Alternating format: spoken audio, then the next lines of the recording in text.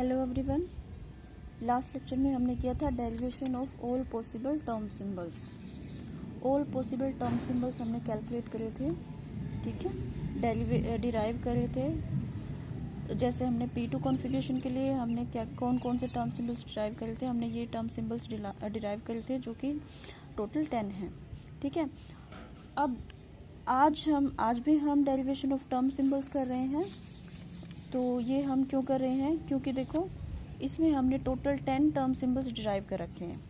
अब इनमें से कुछ टर्म सिंबल्स ऐसे होंगे जो एक्साइटेड स्टेट शो कर रहे होंगे, ठीक है, और कुछ होंगे ग्राउंड स्टेट के लिए शो कर रहे हैं, ग्राउंड स्टेट के लिए होंगे। तो हमें इनमें से वो निकालने हैं जो हमारी ग्राउंड स्टेट से बिलोंग करते होंगे। फॉर एग्जाम्पल देखो, जैसे इसमें 3D टर्म सिंबल है हमारा, ठीक है, 3D टर्म सिंबल है। अब ये सिंबल हमारा L की किस वैल्यू के लिए आता है?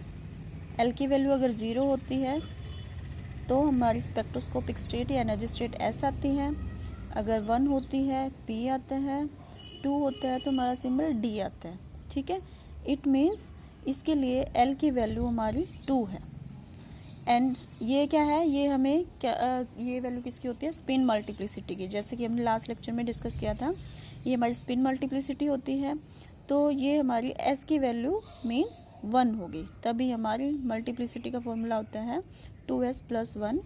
यहाँ पर हम 1 वैल्यू पुट करेंगे तो ये 3 आ जाएगी, ठीक है। अब L की वैल्यू P2 कॉन्फ़िगरेशन के लिए 2 कैसे हो सकती है, हम पॉसिबिलिटी देखते हैं। फॉर एग्जांपल जैसे P2 कॉन्फ़िगरेशन हमारी कार्बन के लिए होती है जिसका एटॉमिक नंबर 6 होता है। इलेक्ट्रॉनिक कॉन्फ़िगरेशन क्या होती है? 1s2 2s2 2p2, ठीक है। 2p2 मीन्स 2p सबशेल में हमारे 2 इलेक्ट्रॉन्स हैं अगर हम ग्राउंड स्टेट की बात करते हैं तो, ठीक है। तो इसको हम किस तरह से शो कर सकते हैं? इलेक्ट्रॉन्स के अरेंजमेंट को इस तरह से शो कर सकते हैं, ठीक है। इनके लिए ml कंपोनेंट्स की वैल्यू क्या है? 0 - 1, ठीक है।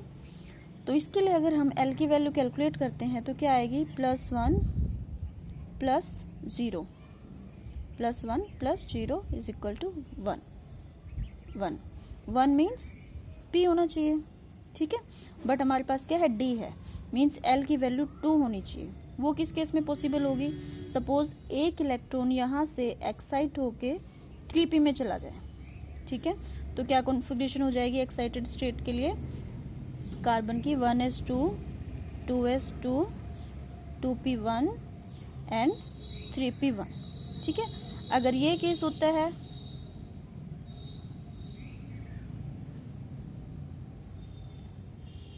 टू P1 3p1, 1 इलेक्ट्रॉन यहाँ पे लाई करेगा, सेकेंड इलेक्ट्रॉन यहाँ पर, ठीक है। अब देखो 1 इलेक्ट्रॉन के लिए L की वैल्यू हमारी क्या है? +1। सेकेंड इलेक्ट्रॉन के लिए भी क्या है? +1। तो ये टोटल आ जाएगी हमारी 2। 2 मीन्स D एनर्जी स्टेट, ठीक है। अब S की वैल्यू देखिए, S की वैल्यू 1 कब होगी? जब बोथ ऑफ इलेक्ट्रॉन्स क्या होंगे? पैरेलल स्पिन के होंगे, अपवर्ड डायरेक्शन के, ठीक है। +1 है तो क्लॉकवाइज होने चाहिए। ये हमारे क्या है? दोनों अपवर्ड डायरेक्शन में है, क्लॉकवाइज ओरिएंटेशन शो कर रहे हैं, क्लॉकवाइज स्पिन शो कर रहे हैं। इट मीन्स इस केस में यहाँ पर मल्टीप्लिसिटी भी हमारी 3 हो जाएगी और ये हमारा टर्म सिंबल आ जाएगा 3D। तो देखिए ये 3D जो है हमारी एक्साइटेड स्टेट शो कर रही है, ना कि ग्राउंड स्टेट। तो अगर हम ग्राउंड स्टेट की बात करते हैं तो ये हमारे टर्म सिंबल जो है रिड्यूस हो जाते हैं अकॉर्डिंग टू हमारी जो रूल्स हैं इलेक्ट्रॉन फीलिंग के। पॉली एक्सक्लूजन प्रिंसिपल है, जैसे उसको अप्लाई करेंगे तो ये 10 की बजाय हमें रिड्यूस होकर कुछ टर्म सिंबल्स मिलेंगे। तो वो हमें कैसे डिराइव करने हैं, ठीक है। इसके लिए हम एक बहुत ही सिंपल सा मेथड है by using pigeon hole diagram, ठीक है, उससे हम ये डिराइव करते हैं। देन हमें क्या करना है? Now derivation of term symbols for P2 configuration by using pigeon hole diagram. बहुत ही सिंपल मेथड होता है ये, हमारी ग्राउंड स्टेट से बिलोंग करने वाले टर्म सिंबल्स को डिराइव करना, ठीक है। इसके कुछ रूल्स होते हैं, बहुत ही सिंपल रूल्स हैं। फर्स्ट रूल हमारा क्या होगा? use one horizontal row for each value of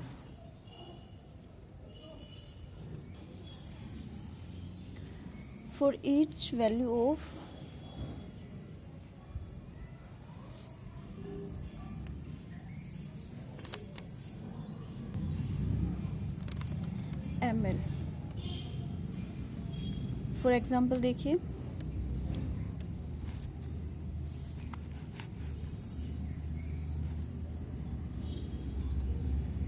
अगर हम पी सबशेल की बात करते हैं, फॉर पी सबशेल एल की वैल्यू हमारी क्या होगी, 1 होती है, एजीमुथल क्वांटम नंबर, ठीक है।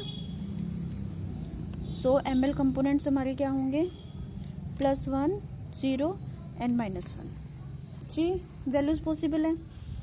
सो हमें 3 रोज लेनी है, ठीक है। जैसे हम साथ के साथ डायग्राम कंस्ट्रक्ट करते हैं, 3 रोज लेनी है, 1 2 3, ठीक है, 3 रोज हमने ले ली। सेकंड रूल हमारा क्या होगा, second point, in a given column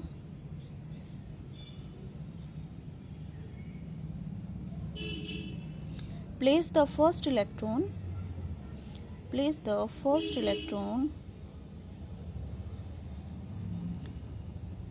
with spin up means हमें क्लॉकवाइज ही स्पिन रखनी है फर्स्ट इलेक्ट्रॉन की और फर्स्ट कॉलम में। Next rule, the other electrons in a given column are, sorry visible नहीं है तो हम नेक्स्ट रो में लिखते हैं, are placed in rows above that of first electron, बाकी के जो इलेक्ट्रॉन्स होंगे वो हम उस फर्स्ट इलेक्ट्रॉन के ऊपर जो भी हमारे कॉलम्स ऊपर रोज होंगे उनमें रखेंगे। ऐसा किस लिए करते हैं, because this avoids duplication of configuration.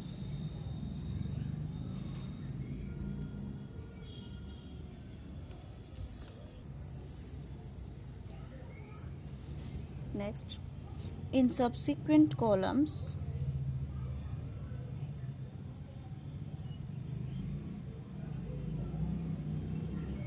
systematically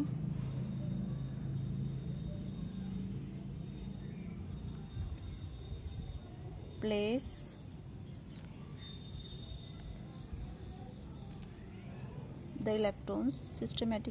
the electrons in higher rows until all possibilities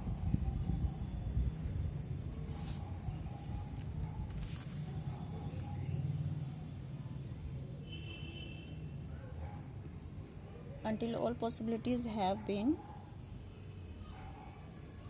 exhausted.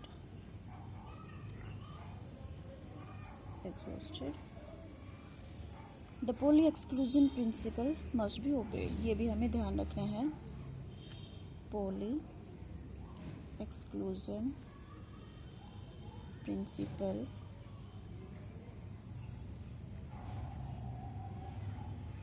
must be obeyed. ठीक है, ये प्रोसीजर सेम हमें फिर अलग अलग स्पिन्स पे भी अप्लाई करना है। The procedure is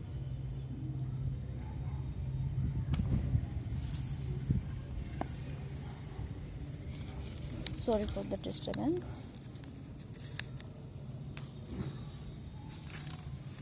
The procedure is carried on with opposite spins and paired spins। तो एक बार हम इनको समझ लेते हैं हमें किस तरह से करना है। जो हम टर्म सिंबल्स डिराइव कर रहे हैं P2 कॉन्फ़िगरेशन के लिए by using pigeon hole diagram, जो कि सिर्फ वो टर्म सिंबल्स आएंगे जो हमारी ग्राउंड स्टेट से बिलोंग करते होंगे।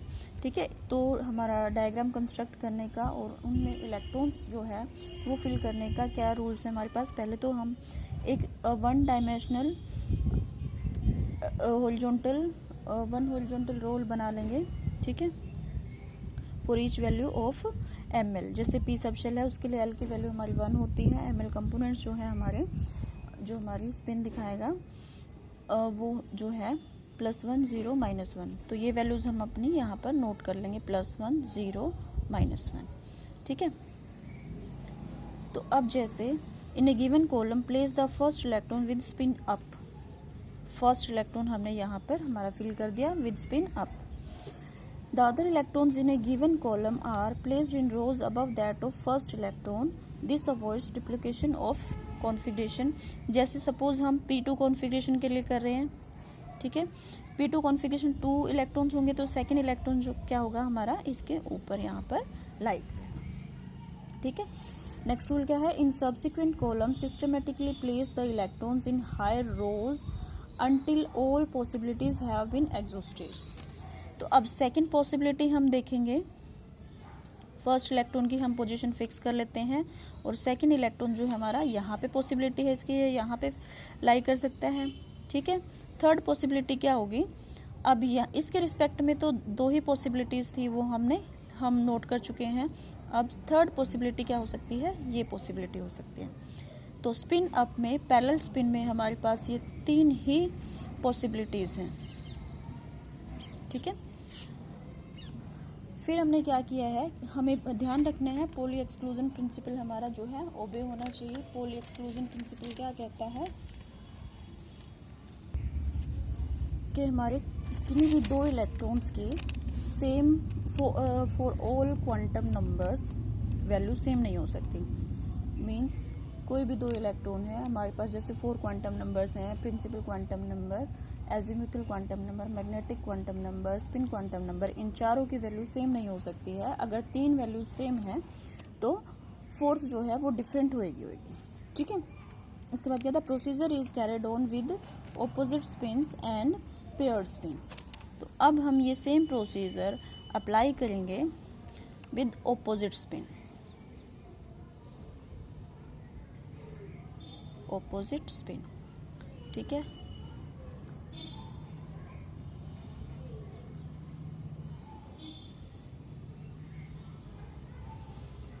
ऑपोजिट स्पिन में क्या होगा, फर्स्ट इलेक्ट्रॉन हमने क्या है क्लॉकवाइज रख लिया। ऑपोजिट स्पिन मींस एक अपवर्ड डायरेक्शन में होगा, एक डाउनवर्ड, एक क्लॉकवाइज एक एंटी क्लॉकवाइज। तो हमने ये क्लॉकवाइज रख लिया, सेकंड हमारा क्या होगा एंटी क्लॉकवाइज हो जाएगा।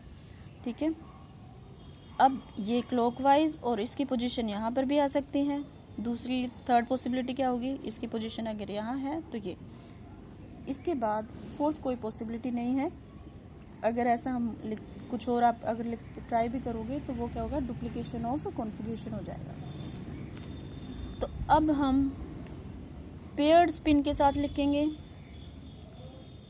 ठीक है, पेयर्ड स्पिन में भी क्या होगा, स्पिन ऑपोजिट ही होगी। पेयर्ड का मतलब है हम इलेक्ट्रॉन्स पेयर, या तो ये पॉसिबिलिटी हो सकती है P2 कॉन्फ़िगरेशन में 2 इलेक्ट्रॉन्स हैं, या दोनों इलेक्ट्रॉन्स यहाँ लाई कर सकते हैं या फिर यहाँ लाई कर सकते हैं। ठीक है, ये 3 ही पॉसिबिलिटीज़ होंगी। अब देखिए ये हमारी क्या थी, ml वैल्यूज़। यहाँ पर हम इनका टोटल सम ले लेते हैं ml। ठीक है, या फिर हम इसको इस तरह से इससे डिनोट कर लेते हैं कैपिटल ml से। तो ये वैल्यूज़ हम इनको कैलकुलेशन करके लिखते हैं। फर्स्ट इलेक्ट्रॉन हमारा +1 की रोज में लाई कर रहा है, सेकेंड इलेक्ट्रॉन 0 वैल्यू के लिए। तो +1 एंड 0 इज +1 और ये +1 -1। ठीक है, 0 वैल्यू हो जाएगी। ये क्या है, यहाँ पर कोई इलेक्ट्रॉन नहीं है, एक हमारा 0 वैल्यू में है इलेक्ट्रॉन, एक -1 में, तो ये वैल्यू आ गई -1। यहाँ पर एक इलेक्ट्रॉन +1 0 +1 +1 -1 0 और ये -1। इसी तरह से यहाँ पे दोनों इलेक्ट्रॉन हमारे प्लस, ईच इलेक्ट्रॉन के लिए +1 वैल्यू है, तो 2 इलेक्ट्रॉन के लिए ये हो जाएगी +2। ये दोनों 0 में 0 एंड ये -2, क्योंकि दोनों इलेक्ट्रॉन जो हैं वो हमारे -1 वैल्यू की रो में लाई कर रहे हैं। ठीक है, अब देखिए पैरेलल स्पिन, एक एक करके हम इनको डिस्कस करते हैं।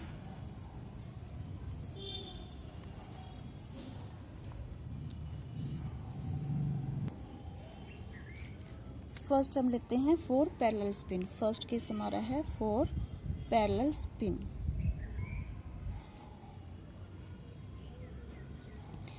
पैरेलल स्पिन के लिए हमारी जो रिजल्टेंट ml वैल्यूज हैं वो क्या क्या हैं?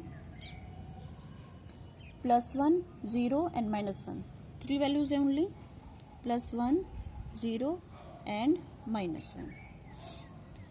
ठीक है, तो देखिए जैसे हमारी ml की वैल्यूज +1, 0 एंड -1 होती हैं, किसके लिए? जब l की वैल्यू, स्मॉल l की वैल्यू 1 होती है। ऐसे ही जब हमारी इनकी वैल्यूज इस तरह से हैं तो हमारी कैपिटल L की वैल्यू हो जाती है 1। ठीक है, L की वैल्यू 1 जब होती है तो हमारी एनर्जी स्टेट किस सिंबल की होती है? P। ठीक है, P से डिनोट करते हैं हम इसको। अब देखते हैं स्पिन। स्पिन देखो, दोनों इलेक्ट्रॉन हमारी क्या है? अपवर्ड डायरेक्शन में क्लॉकवाइज स्पिन शो कर रहे हैं, तो +1/2 एक इलेक्ट्रॉन के लिए, सेकंड के लिए भी +1/2, तो S हमारा कितना आ जाएगा? +1/2 इज इक्वल टू 1। तो स्पिन मल्टीप्लिसिटी क्या आ जाएगी? 2 × 1 + 1 इज इक्वल टू 3। तो इसके लिए हमारा जो टर्म सिंबल है वो क्या हो जाएगा? 3p।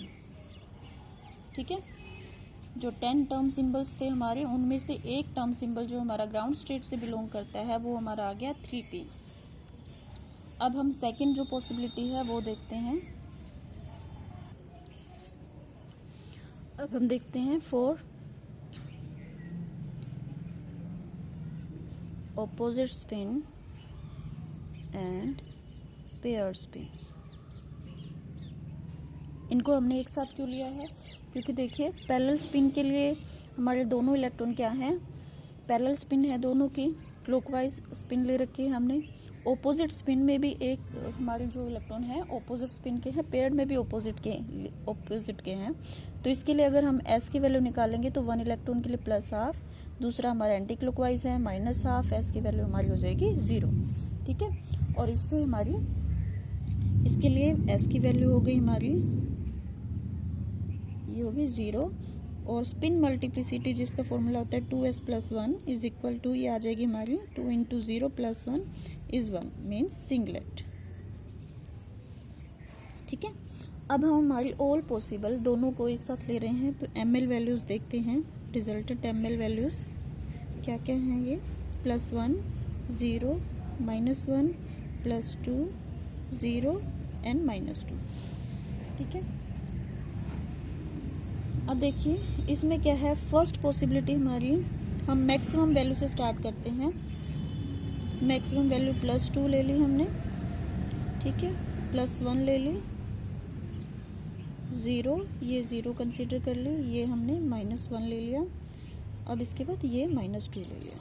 ठीक है, अब देखिए ये वैल्यूज ml की जब होंगी, फॉर एग्जांपल अगर मैं आपको, हम स्मॉल ml की बात करें, मैग्नेटिक क्वांटम नंबर की बात करें, तो उसमें हमारी अगर इस तरह से वैल्यूज होती हैं